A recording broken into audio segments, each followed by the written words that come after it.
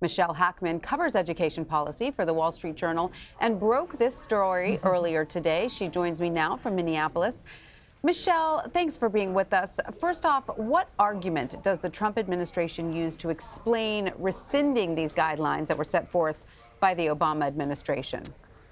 Well, the Trump administration believes that these Obama guidelines go beyond what really is in Supreme Court precedent. So we know that in 2016, the Supreme Court ruled that race is permissible as long as it's sort of a university's last resort and it's used very narrowly. But the Trump administration feels like the way that the Obama administration wrote these guidelines sort of encourages universities to go as far as they possibly can to use race. And in that way, goes beyond what the law really says. And so then what was President Obama and his administration, what were they hoping to achieve when these guidelines were initiated back in 2011 and again in 2016?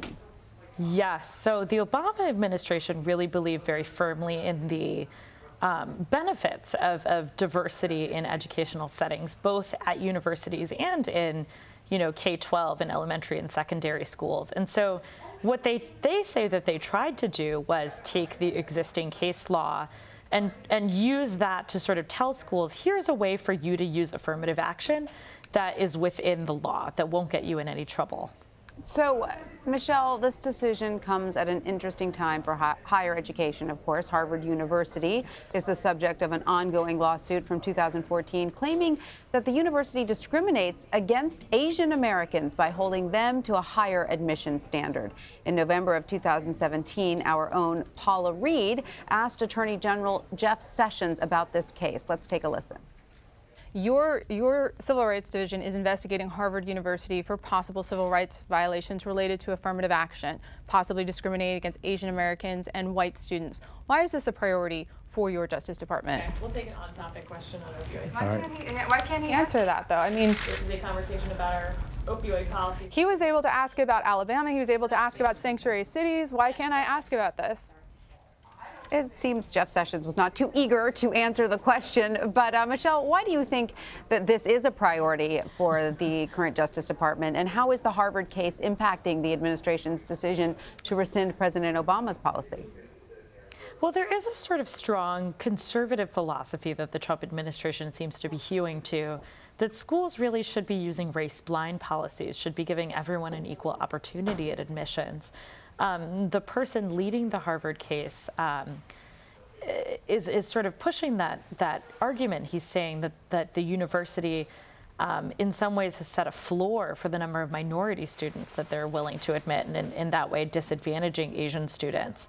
Now, the Trump administration, for that reason, has taken an interest in the Harvard case. They think it's high profile. They think it makes a good point. And so in addition to opening an investigation into Harvard, they actually filed a statement of interest, which is just basically a way for the administration to say, we have a vested interest in how this case goes. And how could that play out, Michelle? Because Sessions previously said he would have his prosecutors investigate and sue universities over discriminatory admissions. So first of all, how do you expect this to play out from the perspective of the government? What would be their next move? And how do you then expect universities to respond? Well, the timing of this action today is pretty likely in response to the fact that the next filing date in the Harvard lawsuit is later this month. It's at the end of July. And so we're expecting the Trump administration will likely file some other kind of brief in the case. But, they're deeply interested. I think they think that this is a case that could go to the Supreme Court. And now, especially with the Trump administration able to pick a new Supreme Court justice who might have different views on affirmative action. Anthony Kennedy voted in favor of affirmative action in 2016. The Trump administration feels like this is a way for them really to influence policy. So how do you think universities are going to respond? Well, Harvard, for one, has strongly defended its use of race. They say that it's really important to, creating a vibrant culture on campus. And in general, universities don't like being told by the government what they can and can't do, as long as, clear legal lines are set. I think that they feel affronted by being told that they can't use this tool in their arsenal to achieve something that they do want to achieve. And Michelle, it is limited in terms of what the government can tell them what to do, because these are private institutions we're talking about, correct?